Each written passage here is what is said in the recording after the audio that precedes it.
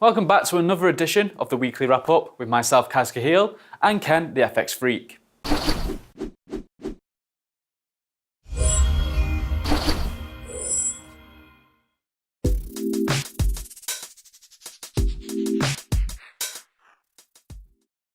This week we saw a tumble in the Aussie dollar US dollar pair. Is this because of the trade war raging between China and America?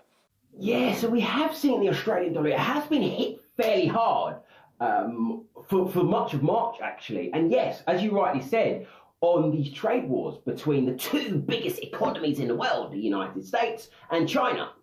And what you got to remember as well, China is Australia's biggest trade partner.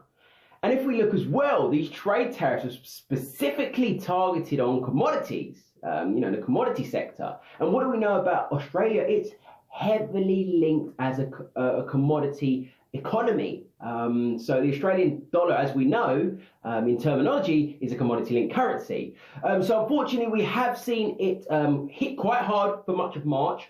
And to be honest, much of the damage appears to be done and priced into the market now, or the effect has taken place on the Australian dollar as a currency.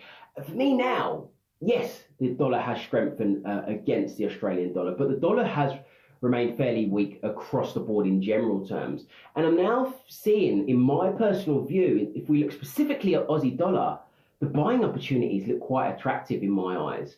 And I wouldn't be surprised, where we are at the moment, it is a bit of a demand zone there if we're looking at Aussie dollar. And I wouldn't be surprised if we head back up towards 0.80, seen as quite attractive for me, in my view. We had surprise contractions in the Canadian GDP data, whereas the US GDP data was revised higher. Why was this?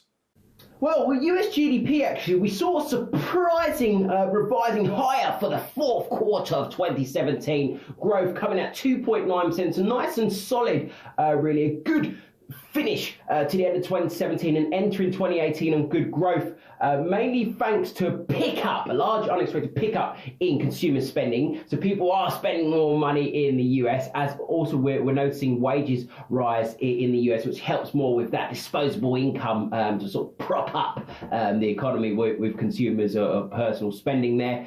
And the only thing is, there are mixed forecasts for Q1 of 2018 in terms of how that's going to look for growth for the US. But for me, I think it could be quite solid in my view, because look, what hasn't filtered through yet are the Trump tax cuts that we've seen. The government spending, wages are picking up, more people are in employment in the US. So I think we could see some good growth to come from the US in terms of this year. And it'd be interesting to see how Q1 of 2018 reports for GDP. Elsewhere, the cousins in Canada, their GDP or growth not so great, really hurt by the lower output oil production there, and also real estate in Canada. Those are the two factors that have weighed upon it, and seeing sub 2% growth again, which is not good for Canada. And you've got to look, this could really dampen any further expectations for the Bank of Canada to continue tightening policy. We've also seen soft consumer spending. We've seen contraction in consumer spending in Canada, which is not helping growth. And also household debt in the country is incredibly high. So really not helping the cases for growth at the moment for Canada, which is quite unfortunate for them.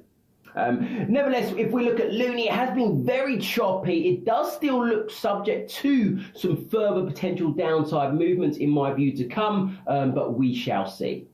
Now, we've seen a crackdown on crypto adverts on multiple social media sites. How is this impacting ICOs?